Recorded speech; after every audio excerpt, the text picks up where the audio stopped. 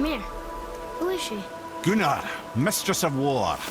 After any conflict, big or small, she would be first on the scene, sussing out the worthy spirits for a free trip to Valhalla. A gruesome task, but she took great pride in it. Any conflict? Impossible. It's true. She had help from her sisters, of course, but Gunnar was always first to arrive. Her judgment of the fallen was unparalleled, and an invaluable resource to Odin. She was one of his favorites.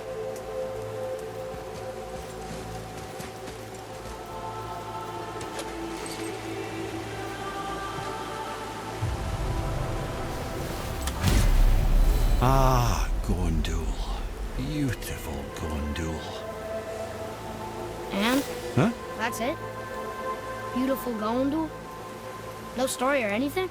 Oh, sorry, lad. The sight of Gondul always took my breath away. Gondul had a silver tongue, a sharp wit, and struck a figure so stunning it literally drove men insane. Odin forbid her from setting foot in Midgard after a time, as insanity is not a welcome trait in Valhalla.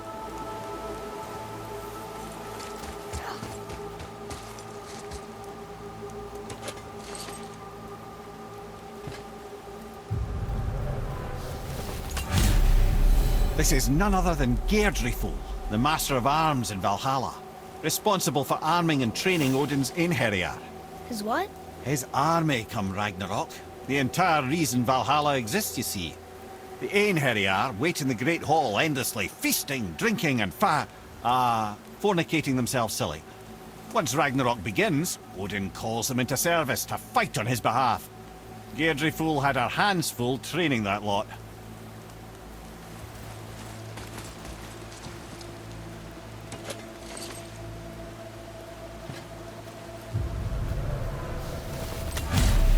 This, my friends, is Kara. Now, Valkyries are volatile by nature, but Kara, the lass is wild storm personified. A wild storm. Aye, calm and collected. Then the air would shift and the fury of her storm would unleash. It was beautiful in a way, assuming you could find proper shelter. Her tears would cleanse the blood-soaked battlefields.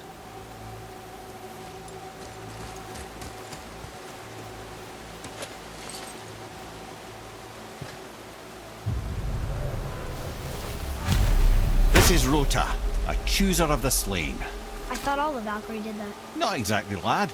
Although that is what they're most famous for, and by far their greatest responsibility. You've seen what happens to the dead without the judgment of the Valkyries. Hellwalkers. That's right. Rota, Gunnar, Skuld. Without them to clean up the aftermath of battle, hell overflows with souls meant for Valhalla. A sorry state of affairs. Rota must be beside herself.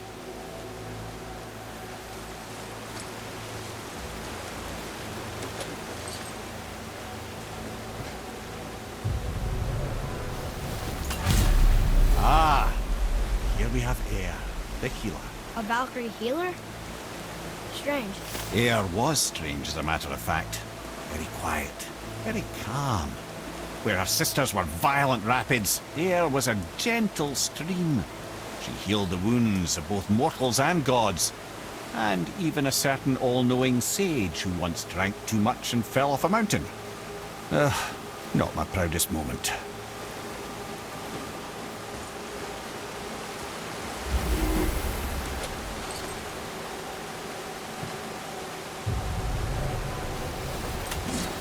Well, well, Hilda, Mistress of Battle.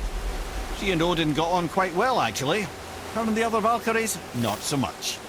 She would spend most of her time here in Midgard observing discord between the living, and sewing some up herself from time to time. She lived for conflict. Some say she was conflict personified. I wonder what will become of her now that she's free.